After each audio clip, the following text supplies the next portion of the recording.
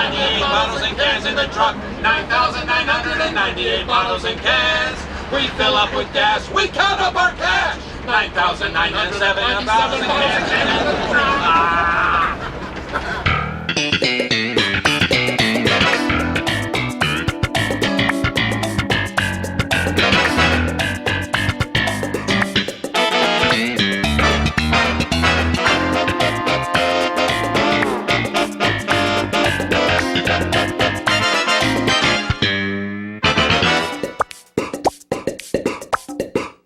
Hello and welcome to Seincast, a retrospective on all 180 episodes of Seinfeld, being hosted by two guys who could barely run their own lives. My name is Vinny. My name's Matt.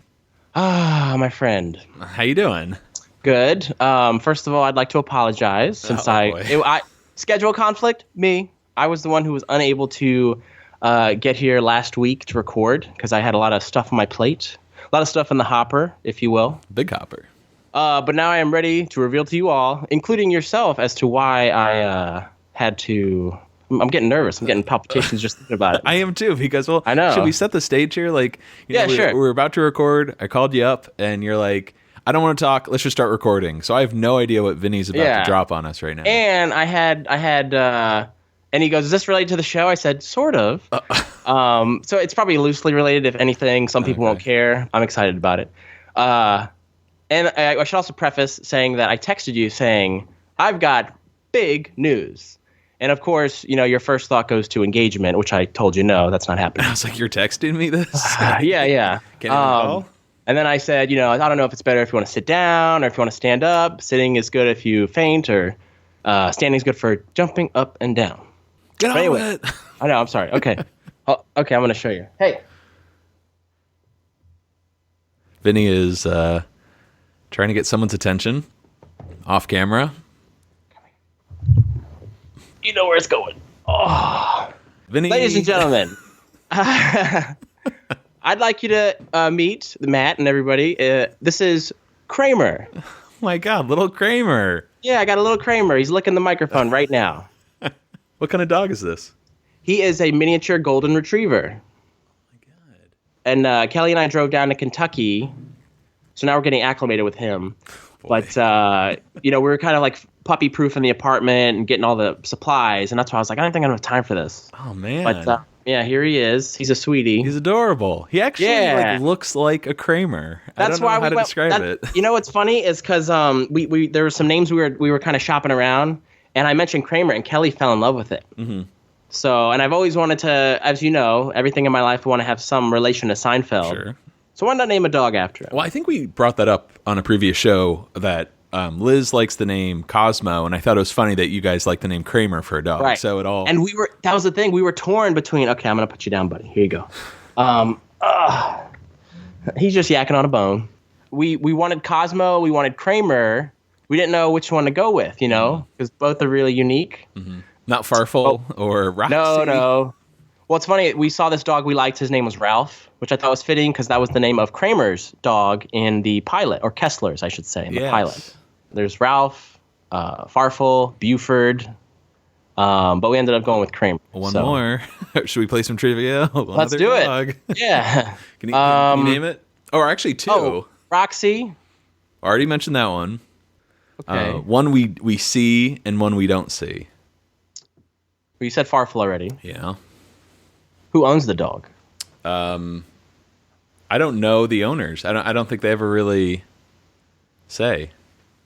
Okay. One Kramer has a relationship with, and Elaine has a relationship with the other one, somewhat. Fellas. Quiet. One's outside the apartment, Jerry's apartment, that scares Elaine, and the other one is the dog medicine. Oh, so we got Snowball. And very good. And Smuckers. Yeah, all right. Oh, nice.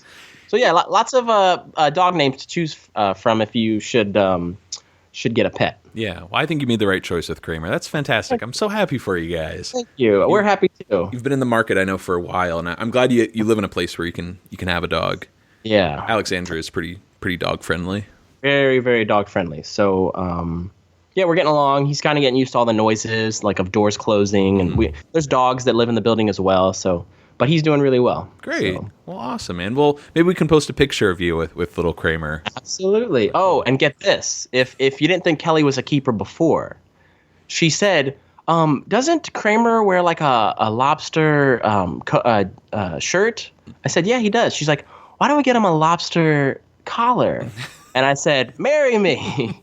So, of course, we're shopping around for lobster collars to our They're little going to say Canaan. engagement rings. No. So, Yeah, she's definitely a keeper. Nice work, man. I like hearing that. Well, she's done a good, Newman. well, I think that's a good enough excuse as any to take a week off. But I'm really glad to see you again. Since we're kind of off by a week, we're going to have to change the scheduled date for our season 7 recap. Originally, we were going to do this on, when would it have been? We were going to record, I think, Monday, April 3rd. But now we're going to have to delay that for 2 weeks until Monday, April, 17th, because I'm going to be away for a week. So now you're going to be away. But hey, this is somewhat relates to Seinfeld. I'll be in LA. And first stop, I'm going to the Shelley. That is a must. Boy. I want to take a picture of the Shelley, the lobby, like all the. I mean, you could go on Google Maps, but I want to get like all the different angles, the street angles, and whatnot. Yes. Unfortunately, we're gonna have to put the recap on hold. But if you have any, how did we pitch it? Like part 1, we do our favorite episodes, characters, and moments from season 7, and then in part 2, we read emails and play voicemails from listeners. So for the next couple of weeks, please send us any like questions or topics you want us to address. Also, like send us like your favorite episode or favorite single shot. We'll try to organize it all and just go over like listener thoughts. But Vinny, how can listeners get in touch with us in the meantime? They can shoot us an email at seincast@gmail.com. Find us on Facebook, Twitter, Tumblr, Instagram, or they can call us at Coco Bosco. I don't have my thing in no front worries. of me. It's 262-622-6726.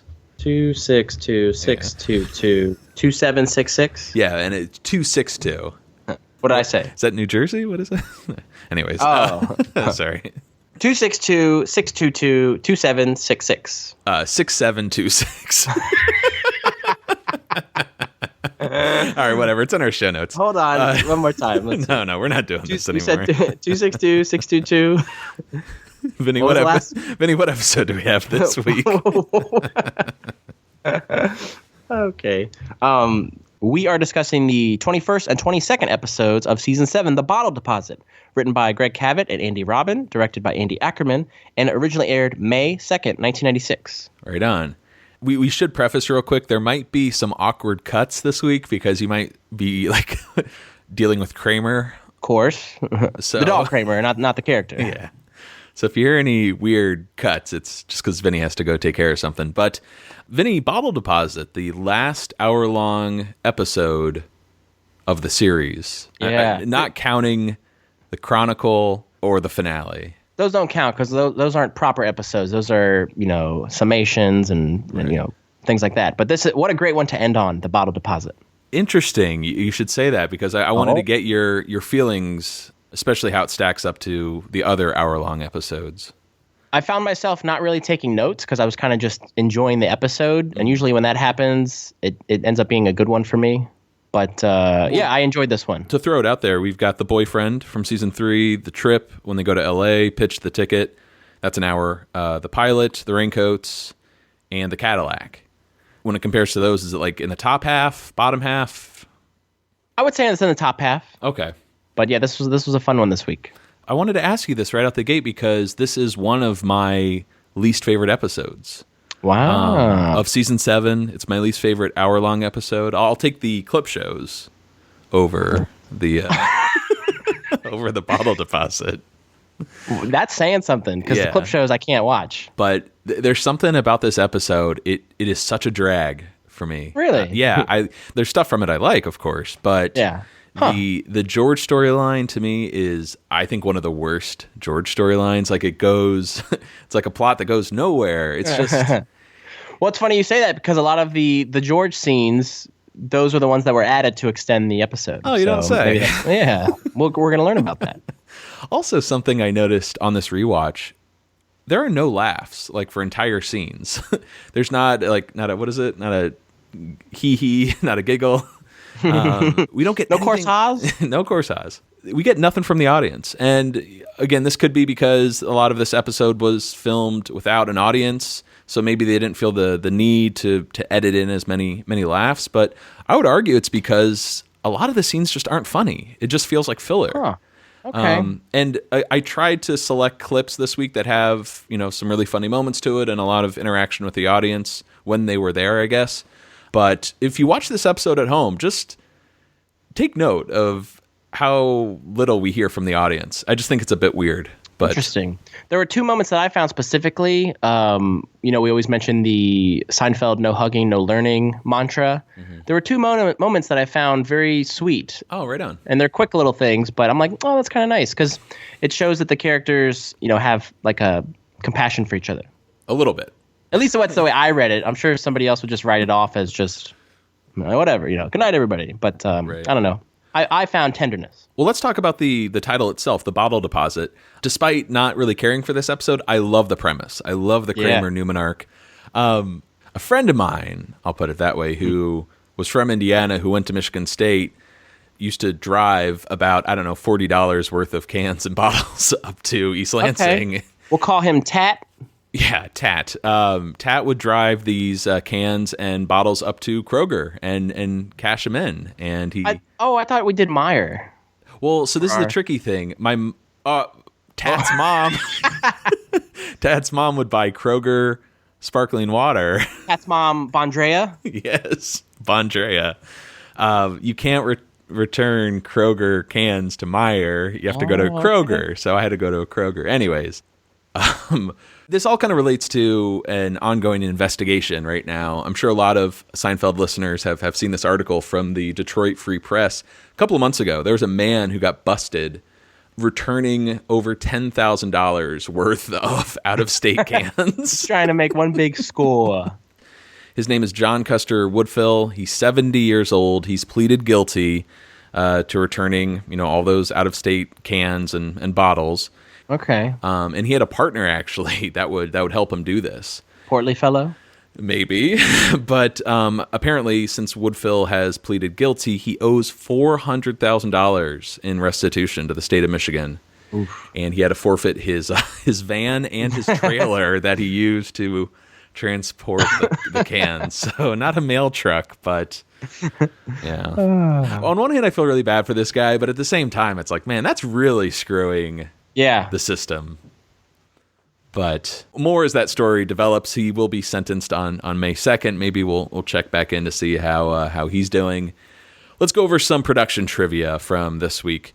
For the Bottle Deposit, the table read went really well. It was a big hit, cast, crew, everyone loved it, but it went a little long, 18 minutes too long, which is actually quite a bit. Greg and Andy were forced to cut a lot of the script down, and they were really struggling with that. The Kramer-Newman stuff was a huge hit, and it's impossible to cut the Sue Ellen, Mishke, and Tony scenes. They factor so heavily into the plot. So they decided, hey, maybe we could add a few ideas to turn this into an hour-long episode, as you mentioned earlier, Vinny. As we go through the episode proper, you could maybe address scenes that were added.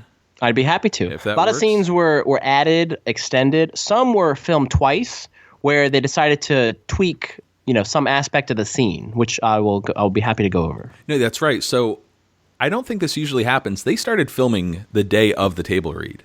So it was a real quick turnaround, and they started filming the original script. And once Andy and Greg added those scenes, they're like, shoot, we need George for this scene, or we need to take George out. So they had to, refilm for continuity purposes.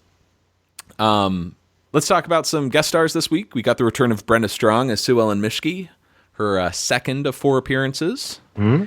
But I wanted to turn our other guest star, Brad Garrett, to you, because you're a big fan of the sitcom he's better known for. Yes, I am. Big fan of the series Everybody Loves Raymond, for which Brad Garrett rose to, his, I think, mainstream fame. Mm-hmm. But 6 foot 8.5 inches, this guy. He was a stand-up comic, and he actually won Star Search. I don't know if people remember that, but that was the original, finding a talented person in America show. But Love that show. And I believe he dropped out of college to pursue his career in stand-up. but well known for Everybody Loves Raymond. Lots of voice work. Finding Nemo, as well as the sequel, Ratatouille, the Night at the Museum movies, but quite a notable career this guy's already had. Oh, for sure. I think the most recent thing I saw him in was season 2 of Fargo. He was in several episodes of Fargo. Yeah, Yep. pretty good in that. In fact, Everybody Loves Raymond, I think premiered the following fall from this episode. So one could argue that it was this episode, this appearance, that kind of helped his, I don't know, casting. Absolutely. I'm sure the casting director saw this and thought, man, this would be a great fit. And, I mean, how does he looks like a Barone. He looks like he's related to Ray. So it worked out perfectly. And in a funny kind of Seinfeld world, Fred Stoller plays his other brother or cousin or something? His cousin Gerard, yes. Cousin, okay. And do you see any similarities between Tony the mechanic and the character he plays on Raymond? I mean, they're both quirky in their way, and they just have that presence that they kind of command on screen because they're so big. Like, he towers over Jerry, and Jerry's what, 5'10", 5'11", and that voice, you can't not notice that voice. Yeah. Hold on one second. Oh, all right. The first of many Kramer emergencies here. Yeah. Well, while Vinny's doing that, I can talk real quick about Wayne Knight, because the same week that this episode aired, The Bottle Deposit, Wayne Knight made his first appearance as Officer Dan on Third Rock from the Sun, which I'm sure a lot of our listeners know him from. He was credited over 100 episodes, which is insane. This isn't like a guest spot.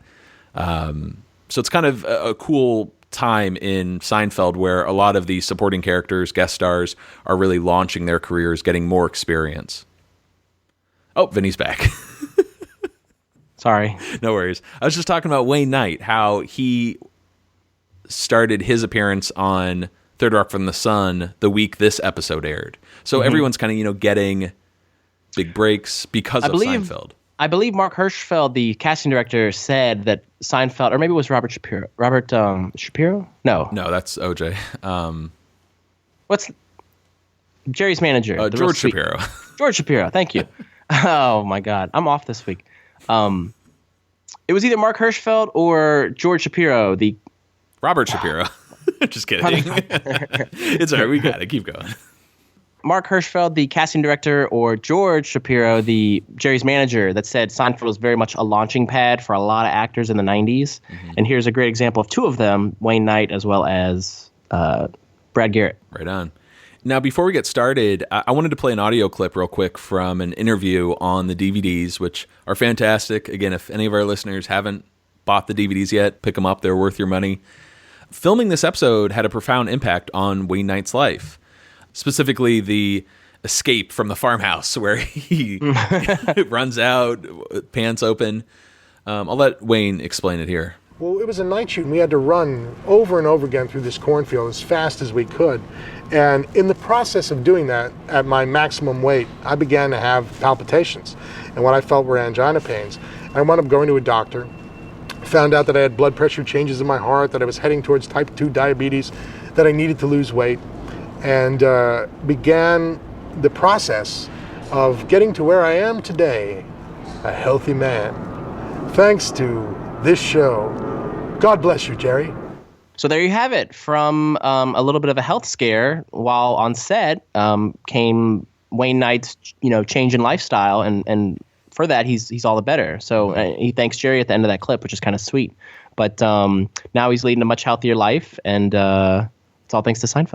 It was shocking the first time we saw those interviews because they filmed them probably over 10 years ago. But Wayne Knight is so thin, man. Mm-hmm. Like, it's crazy. There's always the argument between, an actor is established at a certain weight, and then if they lose or gain weight, and I guess more for a comedic actor, does it detract or does it add? Of course, we all love, I ditched the fat man, I'm running lean. Yeah. But I'm happy that he is better off and leading a healthier life today. Oh, absolutely. It would be interesting if we could, through technology, somehow see Newman scenes, overweight and thin Newman scenes, like just to compare the two to see if there is a difference in humor. We could Robert Downey Jr. him. Yeah, something like that. Okay. Vinny, should we get started? Yeah, let's do it. All right. I love to get your car back from the car place, and it's got that paper mat on the floor. Like they're so obsessed with cleanliness. They don't even want their shoes to touch the carpet. Meanwhile, the mechanic comes out. He looks like Al Jolson. He's covered in goo from head to toe. You can't even see him. Although I prefer that to when they have the lab coat, the clipboard, and the nice glasses. Now you know you're getting screwed. Can I see it? You better not. It's idling quietly right now. I think it should stay overnight. We want to keep an eye on it, and we want to keep the bill running up. Now, I really like this stand-up here. Mm-hmm. I love the Al Jolson mention because that gets referenced to one of our favorite episodes, The Old Man. Right. I actually have the dialogue here.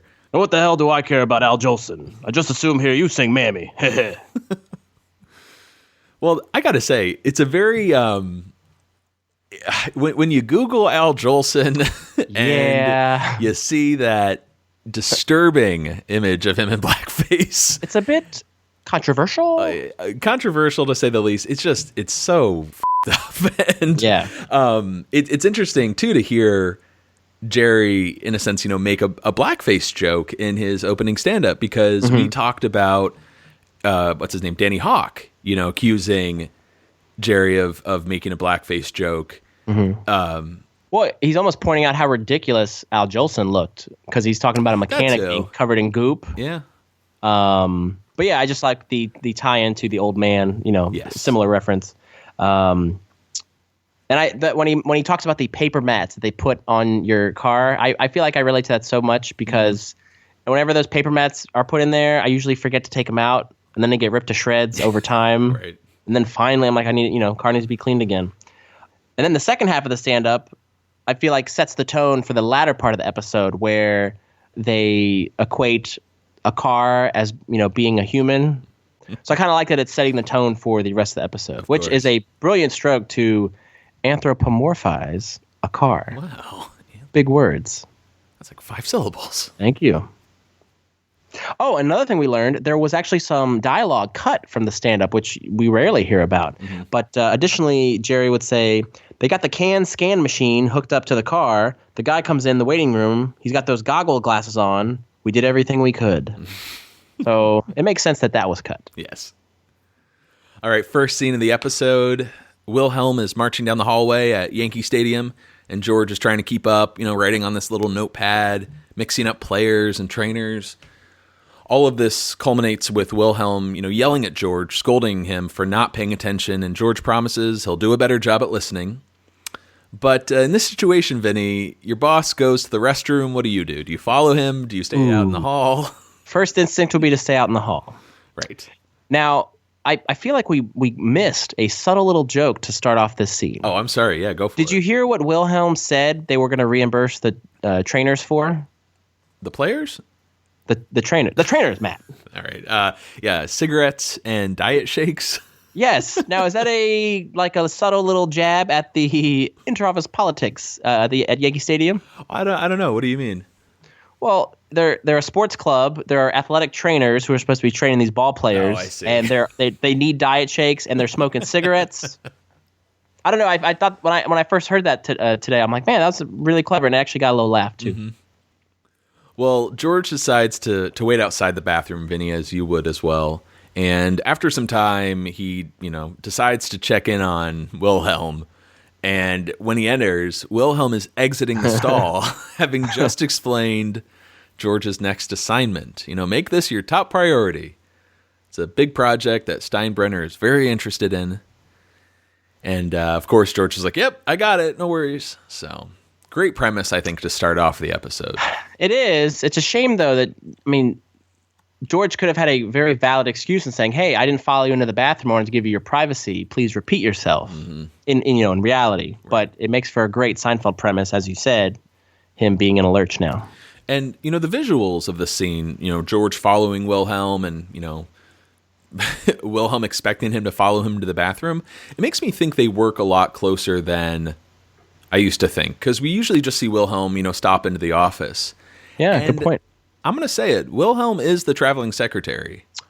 And that was George who got the job as the assistant to the traveling secretary. Yeah. So, yeah, especially in this instance, it seems very much that is Wilhelm. Absolutely. So we're calling it right now until someone writes in and tells us we're wrong. So next scene, we are at Elaine's office here, and Peterman enters to talk about his love for JFK, especially since he got his start in the business from the Peace Corps, clothing the naked natives of Bantu Besh. The pygmy pullover. Add that Another to product. Yeah. I don't know where my original list is, so. Oh, they're all out there. Okay. Well, Sotheby's is having an auction on JFK memorabilia, and a set of personal golf clubs has caught Peterman's eye. But since he'll be out of town, he wants Elaine to go and bid for him. How high is he willing to go? I would see no trouble in spending up to, say, $10,000. Can you say memorabilia like Michael would say it? Michael Richards? I don't know. How does he say it? Memorabilia. Oh, Belia. So kind of similar to the bottle scam we mentioned earlier, we've got kind of some cool articles here to discuss about JFK's golf clubs. From April 26th, 1996, that's just, 2 weeks before this episode aired, JFK's golf clubs were split into 2 lots, woods and irons, and they were sold of a combined, get ready for this, $1,160,000. Wow. At an auction. So that means that Peterman is getting off light if he had to pay 20 grand for the clubs. Absolutely. I've got some details here. You got 4 McGregor woods and a Wilson 2 wood were sold for, about $750,000. And then a set of Ben Hogan power thrust irons. You're so good looking. Ben Hogan power thrust irons sold for a little under $400,000. So wow. Just nuts, man. That's amazing. Those clubs reside in someone's collection right now, I doubt they're playing, they're using them, Yeah, they're not going to have a match with Ethel Kennedy or anything. No. And this is funny, too. Just last March, one of JFK's golf clubs was auctioned off at an American Cancer Society by John O'Hurley. He was the one to do the auction. That's great. Yeah. We have a nice keepsake of this exact story, the bobblehead that we received from the Brooklyn Cyclones game last year. That's right. It's Peterman standing with a set of golf clubs, and the one he holds is bent right in the middle. So, nice. All right, next scene, we're at Jerry's apartment. George tells Jerry what happened with Wilhelm and talking the whole time. He was in the stall. He pulled an LBJ on you. LBJ? Lyndon Johnson used to do that to his staffers. He'd hold national security meetings in there. He planned the Hanoi bombing after a bad time meal. Now, correct me if I'm wrong, but I believe that has the cadence of a joke. George doesn't even know what the assignment is, and with Wilhelm pressuring him to pay attention more, George just, doesn't know what to do. But Jerry has a good idea here. He's like, hey, tell him you're having trouble getting started, and you just want his advice. Which I think is actually a pretty good way to approach it. Agreed. Aside from just telling the truth. Yeah. There's several opportunities though where George has to learn what the actual assignment is, but they usually blow up in his face. Of course. Hey, bud. Hey. Can I have my keys back, please? Oh, you should have come, Jerry. We made quite a haul. Where'd you go? Price Club. Why'd you take your car? The steering wheel fell off. I don't know where it is. What are you doing? Don't throw that away. Well, I'm not paying the 5 cents for that stupid recycling thing. You don't pay 5 cents. You get 5 cents back. Here, read the label here. Vermont, Connecticut, Massachusetts, New York. Refund, 5 cents. Refund? Yeah. Well, what do you think the hobos are doing? I don't know. They're deranged. All right, listen, can you give me a lift back to my place? No, I can't. I got to pick up Lane. I'm taking her to this Kennedy auction. All right, I'll see you later. What is this MI 10 That's cents? Michigan. In Michigan, you get 10 cents. 10 cents? Yeah. Wait a minute, you mean you get 5 cents here and 10 cents there? You could round up bottles here and run them out to Michigan that for the doesn't difference. work. What do you mean it doesn't work? You get enough bottles together. Yeah, you overload your inventory and you blow your margins on gasoline. Trust me, it doesn't work. Now, you're not talking that Michigan deposit bottle scam again, No, are you? I'm off that. You tried it? Oh, yeah, every which way. Couldn't crunch the numbers. It drove me crazy. You two keep an eye on each other? No problem. So there's the first moment that I found to be a little bit tender when it's at the end of that clip where Jerry's leaving and he says, "You guys gonna keep an eye on each other?" And they kind of look at him like two brothers looking at Dad. Yeah, we got it. I just found that to be a really sweet, innocent moment with these two friends just kind of, what is the word? We're just hanging out with each other. And yeah, it was sweet. So I like that. Yeah, there's an odd lack of Newman Jerry bickering. Yes, see? This week.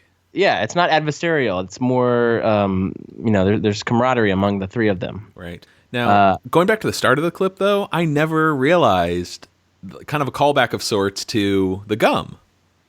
Kramer and Newman went to the Price Club again to buy more food. You thought he would have learned his lesson from overbuying. Because he comes in with a giant can of artichokes and Newman's sucking back a 6-pack of Mellow Yellow. Oh my God. He must have bought like 100 bottles. There's so much Mellow Yellow this week. It's insane. $17.50. You can't beat that. And why did Kramer and Newman use Jerry's car? Why couldn't they use Kramer's? Steering wheel fell off, right? That is a new one. It reminds me of the subway when, he's going through his tickets and he's like, running red light, speeding, no doors. Yeah, exactly. I'm fighting that one. Yeah. So no doors, no steering wheel. And then one other thing, I have a little nitpick about this clip. We learned that, Kramer we learn of Kramer's bottle deposit scheme. And Newman is the one who's a little bit confused by it. He said, "I'm not giving them no 10 cents." And Newman, being a smart, intelligent postal worker, I think he would be well aware of how the recycling program works in 1996. And I realize they're just trying to forward the story, and it makes for a good joke to make one of the characters ignorant. But I was like, come on. I wouldn't be surprised if people in those states didn't realize they were paying extra. You know what I mean? Yeah. As an incentive to recycle. But I also like the, connection of sorts here and later on to the hobos, to the homeless. It makes me think of the rickshaw. Oh, exactly. Yeah. Scenario, especially like Newman just being totally disconnected. Like, yeah, they're deranged. Can't we have them pull the rickshaw? We'll see in one of the montages this week. He's going to treat the homeless not too good. Yes. And also wonderful thing to add to the Kramer mythos, not only does he have a, gambling problem, but he also, got in trouble, or Jerry knows that Michigan bottle deposit scam, it's not worth revisiting. No, I learned my lesson. Yeah, I'm off that. And I figured we could jump ahead here. Later, Newman starts running ideas by Kramer. He wants to figure out how can we make this work. What about an 18-wheeler? No, 18-wheeler is no good. Too much overhead. You got permits, weigh stations, tolls. Look, you're way out of your league. I want to learn. I want to know why. It very much vexes Newman. Why can't we pull this off? Why can't we make this big score? It's such an odd thing to invest your time into because you're not really getting all that much money back. Yeah. Like Tat, was that his name? Yeah, Tat. As Tat would do, he was a poor college student at the time. He did it to pay for the gas. Okay. Just to make the 4-hour drive up to East Lansing. So that was his, justification. His motivation. But this is insane. You really would need like a trailer or a huge truck to. And as evidenced by this guy who is paying $400,000 for getting caught as well. Over 3 years too. It would take a while. Anyways, let's cut over to Sotheby's. Jerry and Elaine arrive at the upscale auction, and real quick here. Jerry thinks that Kramer and Newman did something to his car because it was making this funny noise on the way over, but more to come. For now, who do they spot at the auction? None other than Sue Ellen Mischke. The braless O. Henry Candy Buyers. Yes. We haven't seen her since, what was that, the Caddy? The Caddy. Mm-hmm. Sue Ellen approaches and, really rubs her status in their face. Come to catch a glimpse of high society. I'm here to catch a glimpse of high society. The tension and hostility between Elaine and Sue Ellen is palpable. Right. I don't have any notes on it here, but they're kind of throwing jabs at each other. Like, I'm just here, looking. I might buy something. But everyone takes their seats as the auction begins, and by the time we get to the golf clubs, Elaine kind of leans forward and acts like this big shot, at Sue Ellen. Oh, look at that set. Think I might bid on those. I don't know what Elaine's agenda is here. It's like, I've got money, Sue Ellen. Look at me. Well, I think going back to, high school and her stealing her boyfriend, his name was... Tom Cosley, by the way. Tom Cosley, thank you. She's always felt slighted and always felt that Sue Ellen thinks she's better than her. Yeah. So she's trying to, very much in a George Costanza fashion, trying to put it out there that she is just as good as, somebody else kind of thing. Right. And as the bidding ramps up, Sue Ellen hasn't done or said anything. And it looks like Elaine is going to win the JFK golf clubs. She bids $6,500 and she is the top bidder. She shares like a moment with Jerry where she like nudges him or grabs him like, oh, this is exciting that, that she's participating in an auction. Can I have 6,500? 6,500 to the dark-haired person on the right. We are at 6,500. Do I hear 6,600? The President's own golf clubs. Leisure Life at Camelot. 6,500 going once. 8,000. 8,000. We have 8,000. The bid is now $8,000. What is she doing? She's starting in the bidding now? 8,500. We have 85. 9,000. $9,000. I think she wants those clubs. Do I hear 95? 9,500? 9,500. 10,000. 10,000 to the shapely woman on the left. 10,000 going once. Well, that's your ceiling. 10,000 going twice. 11,000. 12,000. 13,000. 14,000. 15,000. So, Matt, would you say that the auctioneer is showing a little bit of bias towards Sue Ellen in the descriptors he uses to address these women? Right. So when Elaine jumps in, how does he describe her? 6,500 to the dark-haired person on the right. Uh-huh. And Elaine kind of nods like, yeah, that is, I do have dark hair.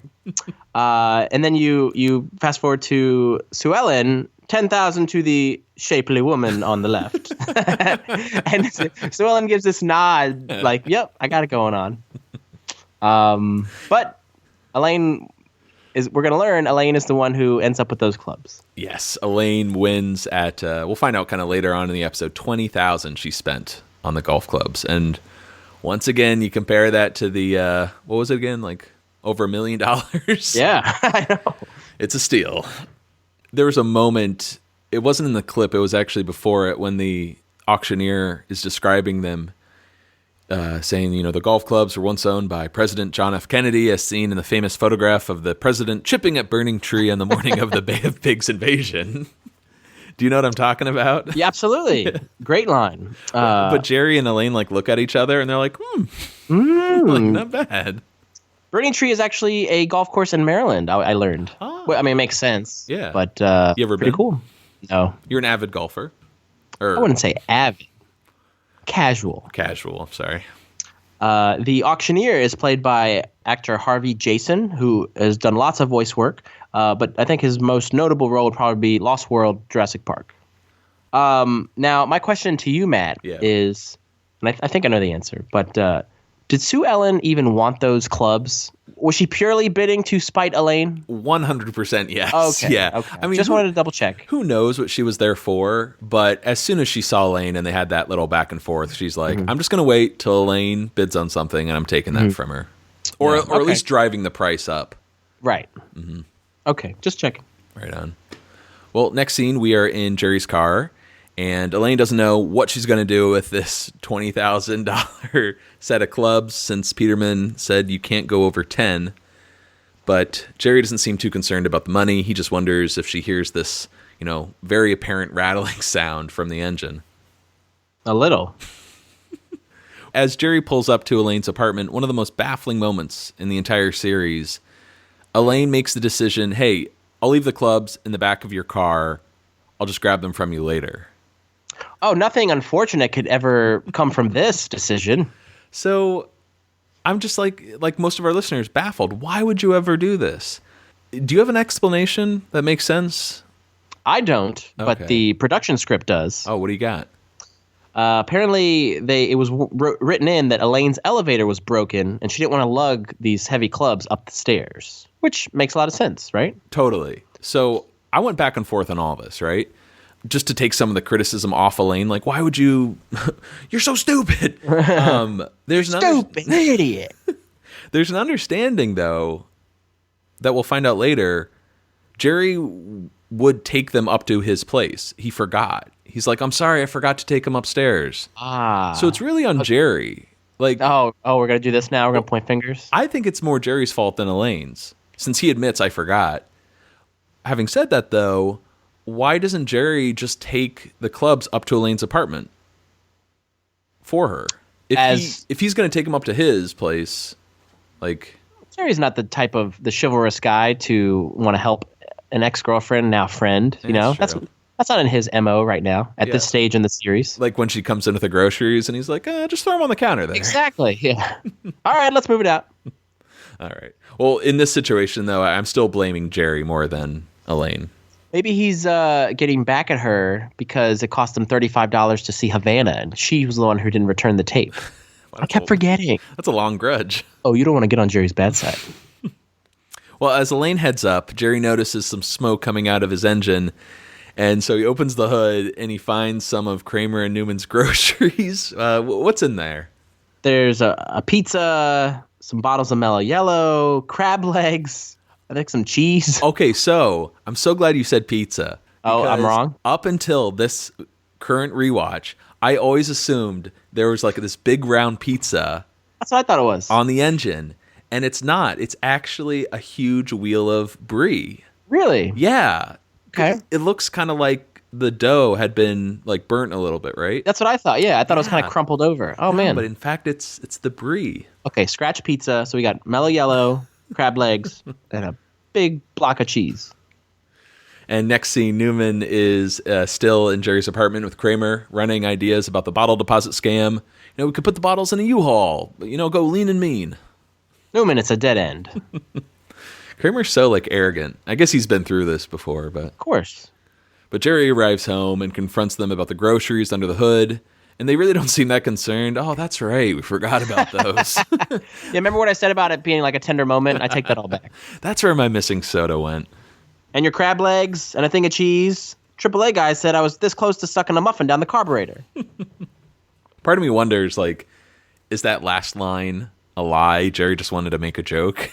Doesn't it seem like it's like set up punchline? You know, like, it would be funny if like TV Jerry just loves comedy so much he'll, despite being angry, he'll try to make a joke. It's at his own expense, you know, but it worked.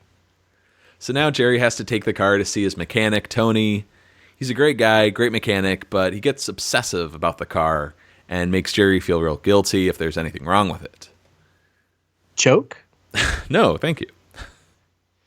So I never really picked up on what that was, and that's kind of how I learned that that giant can he had was a can of artichokes, an industrial-sized can of artichokes. It turns out that line was ad-libbed by Michael, and Jerry then ad-libbed, no, thank you. No, very good. So, pretty cool.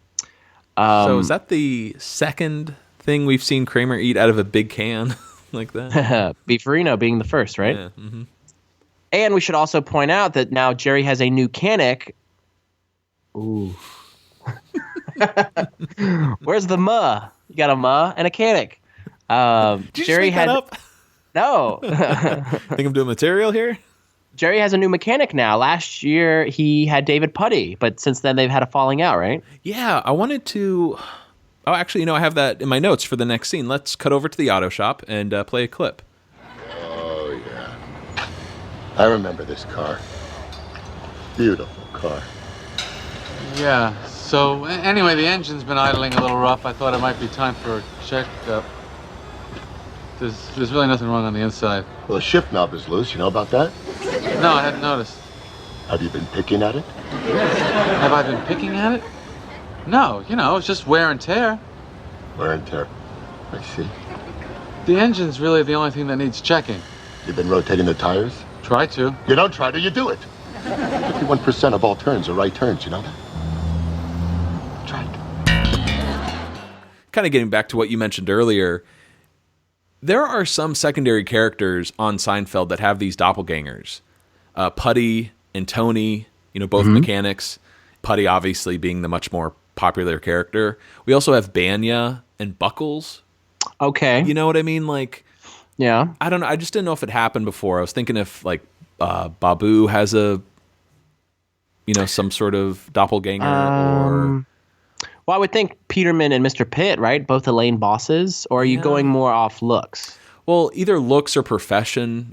Banya and Buckles both being unfunny, annoying comedians. I see. Yes. Maybe like with the like the dry cleaner guys, like Willie and I forget the other guy's name. Marty or something? I don't know. I think it is Marty. Yeah. I turned my house upside down looking for it. And the scene was filmed at the auto shop at the CBS Radford lot. So I think they filmed a car wash scene there before. This lot has everything. So anyways, let's cut over to Elaine's office. Peterman is obviously very upset that Elaine paid double than what he requested. And she's not letting him know she bought them purely out of spite, Yeah, right. She's not really explaining the whole situation. But I've got to say, Peterman is handling this all quite well. Especially when Elaine says, they won't be arriving until later. Well, I think he must have quite a large amount of disposable income. Mm-hmm. And I'm sure he really wanted those clubs. And especially we'll learn some deleted dialogue. He kind of has this connection with JFK. Right. Not only from the Peace Corps, but what does he say in the script? He says, Elaine, I've always felt I had a bit of the Kennedy spirit myself. He was quite the rascal, And she says, you don't have to tell me. Ah. Yeah, Peterman mentioned his lady friend earlier, so maybe there's... He's a little bit of a Lothario. Mm-hmm. I was thinking, is there anybody in the Seinfeld world that would be this lady friend? Oof. My first thought went to Sue Ellen because he found her, he got a glimpse of her in that top, but she was at the auction, and that's why Elaine was at the auction to go in his stead. So it couldn't have been Sue Ellen. But I actually like that pairing. Yeah. Not only, they in a sense kind of missed each other in the caddy. Here they're connected in a sense. I don't know. It works. These high society types, yeah. For sure. All right, where are we now? We're over at Yankee Stadium, and George waves Wilhelm into his office as he passes by and manages to, kind of try out Jerry's idea. Like, what do you think would be the very best way to get started? And Wilhelm is just baffled that he hasn't started yet, hasn't even been to payroll. So there you go. There's your first clue. And as Wilhelm leaves, George gets excited and runs off to visit payroll. Did you see how he leaves the office? I absolutely did. And I have a note here that I am like praising Jason's physicality. Mm-hmm. I don't even know if it's him doing any type of physical comedy, but just the way he moves, it's kind of robotic in a way, but he like tippy toes up to the door frame, and then he looks both ways before proceeding out. But it stuck out to me. So I'm glad you noticed it too. Well, again, this is kind of like a filler scene. There's nothing really funny here, and Jason is able to add something to it. Right. In just a little way that, I don't know, is the best part of that scene. Well, you're talking about filler scenes. I'd be curious to see if, I don't know how to edit, but if somebody could edit down to what the 22-minute episode was to entail. Or I guess that it'd be the 40-minute episode? 40-minute, yeah. Yeah. It would be tough. They were pretty close to an hour, according to the table read, but... Yeah. Man, I'm telling you, these George scenes, I just think are so... Even the scene we're coming up to next, payroll, there's some great moments to it, but my God, it goes on for like... Oh, this is great. 2.5 minutes, though. Oh. We're going to get LaForge, or Lafarge. Yeah, there's a name I didn't know about. So we're in the payroll department. The clerk is busy. Lafarge. I think is it LaForge or Lafarge? I think it's... Oh, God, what is it? Oh, you have Lafarge in your notes. Lafarge, yeah. But the clerk, Lafarge, I don't want to say that name anymore. He's busy with work as George strolls into the office and introduces himself. Working on the project. Payroll project. Wilhelm, big payroll project. you're going to have to fill me in. See, and right there, you wanted to cut me off because it goes on way too long. Okay. I'm just a big fan of this actor. That whole exchange there took 16 minutes. So George decides, I'm going to explore the office a little bit, but the clerk puts a stop to that. Look, I am under direct orders from Mr. Wilhelm, so if you have a problem with that, maybe you should just take it up with him. Well, maybe I will. You know what? I urge you to take it up with him. Go ahead. Give him a call. He'll tell you what I'm doing here. And you can tell me. Mr. Wilhelm, this is Lafarge in payroll. There's a Costanza here. Says he's working on some project. Oh. Oh, I see. Interesting. Well, that's quite a project. All right, thank you. I'm sorry that I doubted you. Yeah, whatever you need, just make yourself at home. So he explained it all to you? Yes, he explained it all very clearly. What did he tell you? Look, you were right. I was wrong. You don't have to humiliate me about it, all right? Oh, hey, here's a George doppelganger, short, balding guy. His voice is high and whiny. That's actually Patrick Kerr, who plays Lafarge in Payroll. And I think this guy's awesome. I mean, again, I love him from Curb. He plays Michael, the blind man, in 4 episodes of Curb Your Enthusiasm. And at times he plays an adversary to Larry. Other times he's a friend. But he also had a recurring role on Frasier, which is another great show. Oh, cool. Yeah. And I looked up his bio. He did a lot of single shots on various sitcoms in the 90s and 2000s. So real good comedy actor. And it's funny, like you said, this scene doesn't really do anything. There's no real laughs in it. Yet that last line, there you go. He says it with that comedic tone. Mm-hmm. That's actually the only reason I played this clip is, well, partly the last line, but his connection to Curb. I really like this guy too. And I think if any of our listeners who are Curb fans know who we're talking about with the, I think it's the producer's arc, really, for the most part. I think he plays into that one. Mm-hmm. All right, we get an act break, and when we come back, we're at Newman's apartment. Newman is hard at work with one of those old adding machines, which is great, crunching numbers. He needs like a visor, Yes, it's that thin plastic that the poker dealers wear. Of course. It's just consuming him. Yes, he's obsessed. You can see he's sweating. He's not happy with the results. He just can't figure out the numbers to make the bottle deposit scam work. And, by the way, he's surrounded with maps of Michigan and New York and bottles of Mellow Yellow everywhere. He decides, all right, let me take a break here. And he looks over at this framed photo of his mother, and he grabs it, and he thinks, Mother's Day. Wait a second, Mother's Day? Back to crunching more numbers, and wouldn't you know it, he figured it out. But before we move over to the next scene, I have a clip for that. What is going on with that photo of Newman's mother? Is it possible that is Newman in drag? That's what I was hoping for. I didn't get confirmation on that, but it doesn't look like him in drag. It just looks like a woman with, a round face and glasses. But I'd love to know, was that even an idea they considered to put Newman in a wig? Mm-hmm. And it's funny how we know what Newman's mom looks like, but we don't know what Elaine's mom looks like. Yeah. Kind of weird. Yeah, and we know every other main character's mother. Mm-hmm. Interesting. There's a picture in Elaine's apartment. It's a black and white picture of a woman probably, say in the 20s, that looks like it would be Elaine's mother, possibly grandmother, but we don't have any confirmation on that. Another one you're talking about, I thought that looked like in the real world like Julia. Okay. And I wanted to, she would respond. I'd like to tweet at her and see if that was a relative of hers, she was honoring.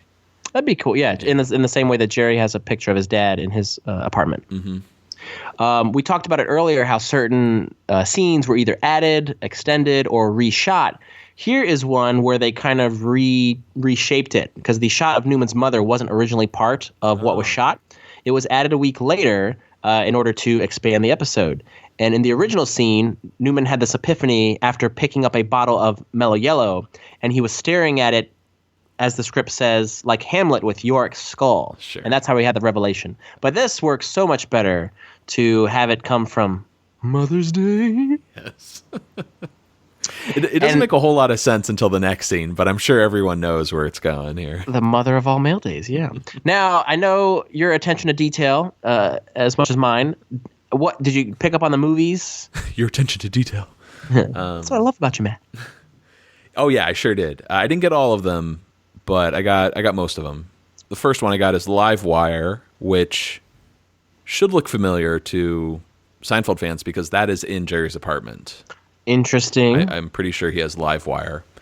But you've also got VHS tapes of The Babysitter's Club, Three of Hearts, Leolo. Okay. Not really familiar with those, but Needful Things, the Stephen King adaptation, City Slickers. Great movie. And one of your favorites. You know it. The Princess Bride. As you wish. Yeah. So happy they included that. And it makes sense because Seinfeld is a Castle Rock-owned show, right? Mm-hmm. Castle Rock also did. I have a feeling all of these are going to be Castle Rock or NBC affiliated movies. somehow. Yeah, exactly. But Rob Reiner, who worked on Princess Bride, also worked on Seinfeld. Of course. Now, as he moves the mother boy, as he moves the frame out of frame. I'm sorry, everybody. I froze it, and there's one movie also visible called Wild Sargasso Sea. Oh. And then there's another one. How did you find the whole title? Because I was like Googling SSOC. Because I was pausing it every second to see if I could freeze it just at the right second. And brilliant. That was the only other, thank you. That was the only other title that revealed. Another one said, and it's cut off, the second word is Volare, Volare. So I'm assuming it might be a foreign title. And the first word is cut off, but it's Olere.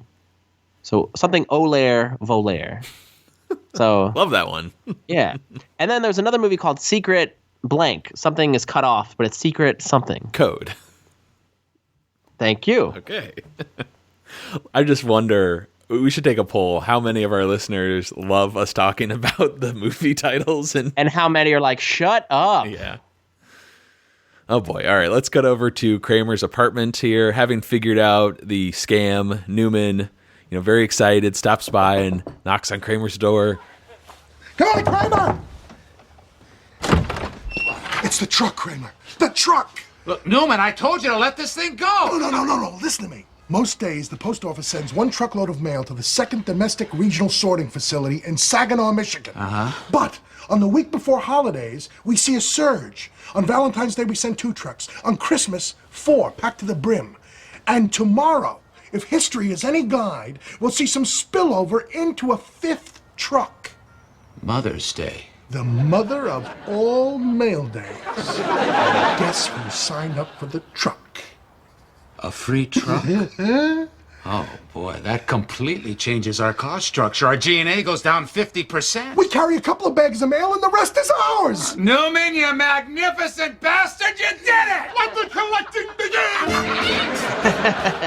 Dun, dun, dun, dun, dun, dun. We get one of those great montages as Newman and Kramer are collecting their bottles and cans. But let's stick with this scene. I spoke about these moments. Here is the second moment that I found to be very touching. Mm-hmm. Newman, you magnificent bastard, you did it. Yeah. And they kind of embrace, and it's two good friends kind of stumbling upon something together, which I found. Well, sorry, but really like working together in the montage. You know what I mean? Uh-huh. It's like this team effort, which I don't think you really get all that much between Kramer and Newman. Like you got the records, I guess, and they play a board game, but this is the biggest one though. Yeah, definitely. And I think actually this is one of the best Kramer-Newman arcs. Oh, yeah. They get a lot of time together. The usage of the montage in this episode alone is very well done. Mm-hmm, for sure. And like, again, it's like a subtle thing, but Kramer answering the door where he's half shaven. He's got like, why even do that? Does it make it funnier? But it's like, I don't know. It's a subtle little detail that I like. You only shaved one side of your face. Yeah, no butter yet. You also mentioned that magnificent bastard. You did it. I thought that was like a purely original line. And, a couple of years ago, I finally watched Patton, which I'd never seen, George C. Scott, and that line is of course in it. And I'm like, oh, God. And they must have liked that line so much, they used it again in The Millennium. Seinfeld, you magnificent bastard. Oh, that's right. With the, what is it? Speed dial. Speed dial. Very good. All right, let's get over to this montage here. You want to break down all the shots we get? Surely. We have a woman leaving a can of Diet Cola on a mailbox, fitting, because Newman takes it. Kramer, all the way down in the dumpster, comes out. What did he have? One can or one bottle coming out of there? He is working so hard, like just covered in garbage. Yeah, for one little. And the hey, there's Kramer. We've seen him. We're gonna see him rifle through garbage yet again. Yeah, next season. How's that? Oh, Merv Griffin. Oh yeah, in season 9. Season 9. It's a bear claw. At Monk's, Kramer's eating at the very edge of the counter, which is kind of cool. But a waitress sets a tray down with a bunch of bottles and glass on it. Kramer dumps it in a garbage bag. He's playing it so cool. Like what he's doing is illegal. Yeah. He's like, I'll just slide. And we should note he has this really great banana shirt on again. I didn't notice. Yeah. What else? Oh, and here's probably the coup d'etat. But Newman drops a coin as a homeless man walks by with a shopping cart filled with cans. And as you hear the ding, the homeless man or the hobo rather, goes to pick up the coin. Newman takes off with Scampers off. Yeah, he's so giddy. And we should note that originally it was just it was written as Newman stealing the cart from the homeless man. Mm-hmm. It was Wayne Knight's idea to drop the coin, while they were shooting. So they decided to leave that in, which is very cool. And then we see Newman chugging his 30th bottle of Mellow Yellow, and they end it with a great moment where they throw in the last bag. Kramer slams the mail truck door shut, and he flips the latch over, and then they have a nice handshake. I think Kramer's got a cigar too, right? Yes, he does. Time to celebrate. Wonderful montage, one of the best on the show for sure. And that music, that Jonathan Wolfe music is great. I swear we've heard this before. It does sound very familiar. Or we'll hear it later, but it's one of the best. You could set anything to this music and it would work. Mm-hmm. All right, let's cut over to Yankee Stadium here. Wilhelm swings by George's office after hearing that things went well with payroll, assumes he'll be heading downtown then. And George, of course, is still at step 1. I don't even know if he's reached step 1 yet in this process, actually. And step 9. He wonders, is going downtown really worth it for the project? Oh, no, you've got to go downtown, George. It's all downtown, just like the song. The song? There's your answer. Downtown. And if you guys didn't laugh at that, you know why? It's because this was one of these scenes added to extend the episode. Oh, interesting. Oh, wait a second. Frozen? So, Are you thinking? Am I frozen? Yeah, spark just shot out of my head. I'm like, ugh. That means that the downtown arc was completely added. All the downtown stuff, the monk scene we're going to get to, all added. They really just kind of beefed up George's storyline with jokes, and it was all the downtown stuff. So the next scene we're going to get to at Monk's, this scene really drags, and we do have a clip because I like the back and forth, but man, they really stretched this thing out. Could you imagine the next scene in a 22-minute episode? It would never happen. Right. It's too slow. But what's funny, though, I prefer the downtown stuff over the payroll. So I'm kind of surprised. Well, I mean, again, if it were a 22-minute episode, I would hope they would scratch payroll and keep downtown. Anyways, we're at Monk's, and here we go. Jerry and George trying to figure out the downtown mystery. The song Downtown? You mean the Petula Clark song? Yeah. You sure he didn't just mention it because you happen to be going downtown? I think he was trying to tell me something, like it had some sort of a meaning. Okay, so how does it go? When you're alone, and life is making you lonely, you can always go downtown. Maybe you know some little places to go to where they never close. Downtown. Wait a second. Little places to go where they never close. What's a little place that never closes? 7-Eleven? Just listen to the music of the traffic in the city. Linger on the sidewalk where the neon lights are pretty. Where the neon lights are pretty. The Broadway area? No, that's Midtown. The lights are much brighter there. You can forget all your troubles, forget all your cares. Just go. Downtown. Things will be great when you're Downtown. I got nothing, Jerry. Nothing. Well, don't hang around and let your troubles surround you. There are movie shows. You think I should come clean? What do you think? You think I should confess? How can you lose? So, Matthew, there you go. There you have it. I gotta say, I have a Matt moment from this scene. You. 15-9. The moment, they're kind of trading these lyrics back and forth and trying to figure out this puzzle that Wilhelm has presented them. And George says, "I got nothing, Jerry. Nothing." Jerry responds with, "Well, don't hang around and let your troubles surround you. These are movie shows." So I always assumed those were lyrics from the song, which in fact they are. So Jerry is kind of forwarding this idea with the downtown lyrics. But George responds with, "You think I should come clean? What do you think? You think should I confess?" Jerry, taking a swig of coffee, bite a sandwich, responds with, "How can you lose?" Mm-hmm. And it works, but I didn't realize "How can you lose" is part of the downtown song as well. That is what I didn't know. Oh, it sounds like you had one too. I Googled there are movie shows to make sure, and I'm like, oh, it is a lyric. But I didn't know the last line was too. Yeah, it's really subtle, and it kind of works with the conversation they're having. But I went to the Google lyrics, and sure enough, how can you lose? Da da da da downtown, downtown.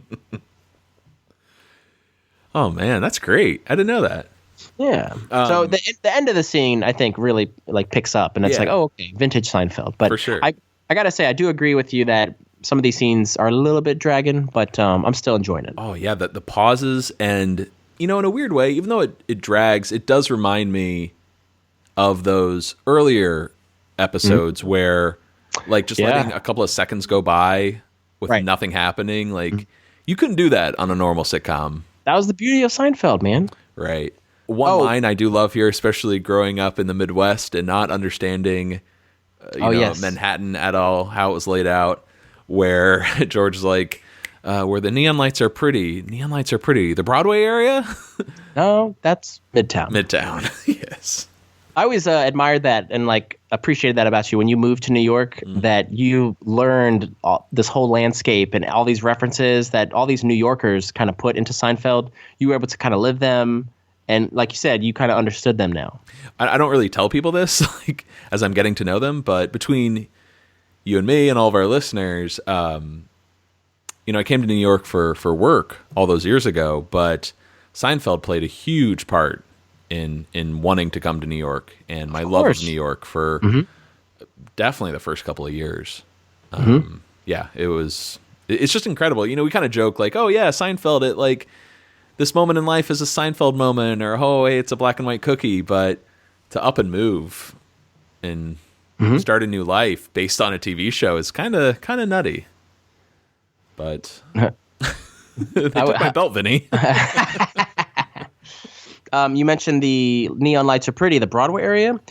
George was scripted to say, "We've been losing at night. Maybe it's about the Yankees playing an all-day schedule." Oh, I like that. That was a cut line, which I think that could have worked as well. Oh, for sure. All right, let's move over to Jerry's apartment. Jerry checks his messages, and here's one from Tony the mechanic. Doesn't sound good. He's got to swing by the shop to talk. And my mind was blown here because we get a last name for Tony. What'd you find out? I'm trying to get out of him for 18 minutes. Abato. Tony Abato. Tony Abato. I never knew that. I always thought it was Tony. Good question, Abato. So now you can use him for your ID round. Yeah, for sure, at trivia. Pretty cool. And funny, too, I never really thought of the other Tony, Hunky. That's right, 2 Tonys. Another Tony's. Very different, but...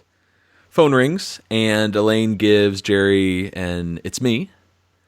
She needs the clubs and isn't happy that he left them in the car, and now the car is at the mechanic, so they plan to meet at the auto shop in an hour. And when we cut over there, I think we should just jump into a clip here. It's fantastic. Thanks for coming in, Jerry. Sure. I think I know what's going on here. And I just want to hear it from you. But I want you to be straight with me. Don't lie to me, Jerry. You know that motor oil you're putting in there? From one of those quickie lube places, isn't it? Well, I change it so often. I mean, Jerry, I come all the way down motor here. oil is the lifeblood of a car. Okay, you put in a low-grade oil, you can damage vital engine parts. Okay, see this gasket? I have no confidence in that gasket. I really don't. Here's what I want to do. I want to overhaul the entire engine, but it's going to take a major commitment from you. You're going to have to keep it under 60 miles an hour for a while. You got to come in and you got to get the oil changed every 1,000 miles. How much money is this going to cost me? I don't understand you. It's your own car we're talking about. You know you wrote the wrong mileage down on the form? You barely know the car. You don't know the mileage. You don't know the tire pressure. When was the last time you even checked the washer fluid? But the washer fluid is fine. The washer fluid is not fine! You know what? I just want to take my car and I'm going to bring it someplace else. What do you mean? Just, can I have my car? I want to pay my bill. I'm going to be on my way. Well, the car's on a lift. Well, just get it down. All right. Okay, well, wait here and I'll bring it around. Okay, thank you very much. Hey, where's the car? He's bringing it.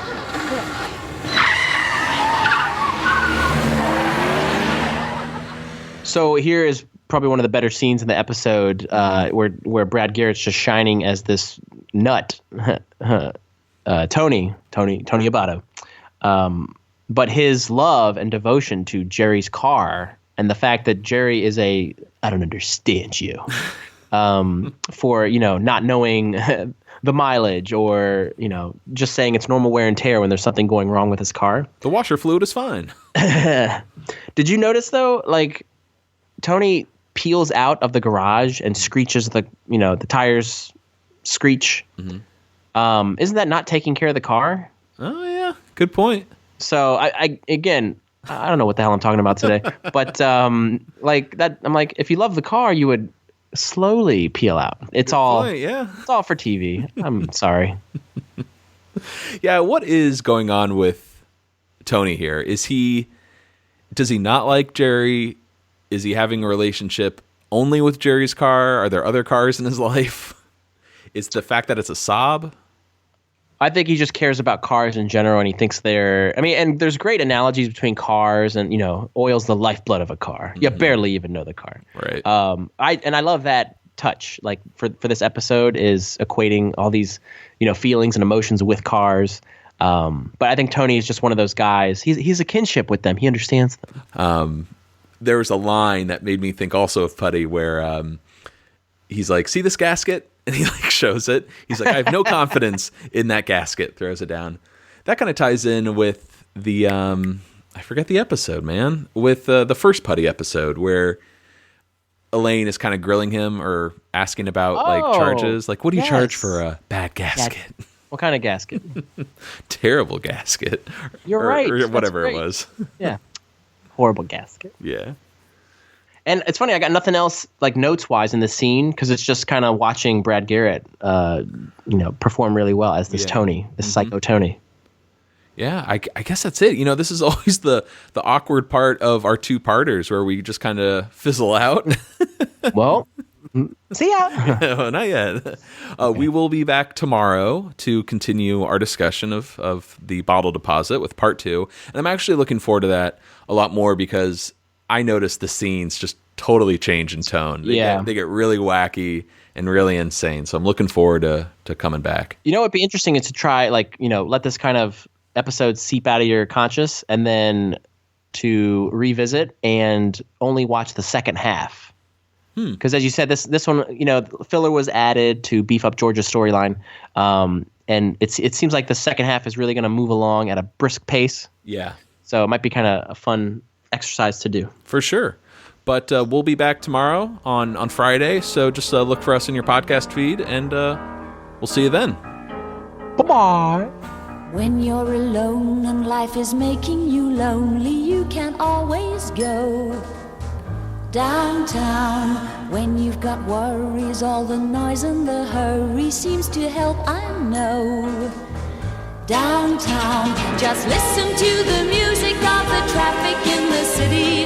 Linger on the sidewalk where the neon signs are pretty. How can you lose? The lights are much brighter there. You can't forget all your troubles, forget all your cares. So go downtown. Things will be great when you're downtown. No finer place for sure. Downtown, everything's waiting for you. Downtown. Don't hang around and let your problems surround you. There are movie shows downtown. Maybe you know some little places to go to where they never close. Downtown, just listen to the rhythm of a gentle bossa nova. You'll be dancing with them too before the night is over. Happy again. The lights are much brighter there. You can forget all your troubles, forget all your cares. So go downtown, where all the lights are bright. Downtown, waiting for you tonight. Downtown, you're gonna be alright now.